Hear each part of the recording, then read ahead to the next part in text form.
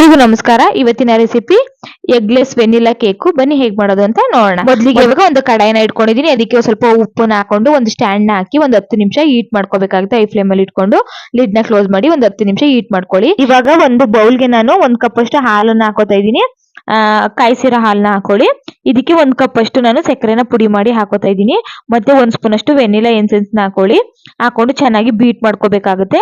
ಚೆನ್ನಾಗಿ ಬೀಟ್ ಮಾಡ್ಕೋಬೇಕು, ಒಂದಕ್ಕೊಂದು ಚೆನ್ನಾಗಿ ಬೆರಿಬೇಕು. ಈ ರೀತಿಯಾಗಿ ಬೀಟ್ ಮಾಡ್ಕೊಂಡ್ಮೇಲೆ ಇದಕ್ಕೆ ಇವಾಗ ಒಂದು 1/4 ಕಪ್ ಅಷ್ಟು ನಾನು ಎಣ್ಣೆನ ಸೇರಿಸ್ಕೊತಾ ಇದ್ದೀನಿ. ಎಣ್ಣೆನ ಸೇರಿಸ್ಕೊಂಡು ಒಂದು 2 ಸ್ಪೂನ್ ಅಷ್ಟು ತುಪ್ಪನ ಹಾಕೊಳ್ಳಿ. ಆಮೇಲೆ ಚೆನ್ನಾಗಿ ಬೀಟ್ ಮಾಡ್ಕೊಳ್ಳಿ. ಇವಾಗ 1.5 ಕಪ್ ಅಷ್ಟು ಮೈದಾಕ್ಕೆ ನಾನು 1 ಸ್ಪೂನ್ ಅಷ್ಟು ಬೇಕಿಂಗ್ ಪೌಡರ್ ಹಾಕೋತಾ ಇದ್ದೀನಿ. ಮತ್ತೆ ಒಂದು ಅರ್ಧ ಸ್ಪೂನ್ ಅಷ್ಟು ಬೇಕಿಂಗ್ ಸೋಡಾನ ಹಾಕೊಳ್ಳಿ. ಹಾಕೊಂಡು ಮೈದಾ ಜೊತೆಗೆ ಚೆನ್ನಾಗಿ ಮಿಕ್ಸ್ ಆಗ್ಬೇಕು. ಮತ್ತೆ ಸೋಡಾ ಮತ್ತೆ ಬೇಕಿಂಗ್ ಪೌಡರ್ ಮತ್ತೆ ಮೈದಾ ಚೆನ್ನಾಗಿ ಮಿಕ್ಸ್ ಆಗೋ ತರ ಬೀಟ್ ಮಾಡ್ಕೊಳ್ಳಿ. ಇದಾದ್ಮೇಲೆ ಇವಾಗ ಚೆನ್ನಾಗಿ ಬೀಟರ್ ಅಲ್ಲಿ ನಾವು ಈ ರೀತಿಯಾಗಿ ಬೀಟ್ ಮಾಡ್ಕೋಬೇಕಾಗುತ್ತೆ. ಗಂಟಾಗೋ ಚಾನ್ಸಸ್ ತುಂಬಾ ಇರುತ್ತೆ. ನಿಧಾನವಾಗಿ ನಾವು ಮಿಕ್ಸ್ ಮಾಡ್ಕೋಬೇಕಾಗುತ್ತೆ. ಈ ರೀತಿ ಮಿಕ್ಸ್ ಆದ್ಮೇಲೆ ನೋಡ್ತಾ ಇರ್ಬೋದು ಯಾವುದೇ ಗಂಟಿಲ್ಲ ಮಿಕ್ಸ್ ಮಾಡಿ ಇಟ್ಕೋಬೇಕಾಗುತ್ತೆ. ಇವಾಗ ಒಂದು ಕೇಕ್ ಮೌಲ್ಡ್ ಗೆ ನಾನು ಸ್ವಲ್ಪ ತುಪ್ಪ ಅಥವಾ ಎಣ್ಣೆನ ಸವರಿ ಒಂದು ಬಟರ್ ಪೇಪರ್ ನ ಇಟ್ಕೊಂಡಿದೀನಿ, ಸುಲಭವಾಗಿ ಕೇಕ್ ಬರುತ್ತೆ ಅಂತ ಹೇಳಿ.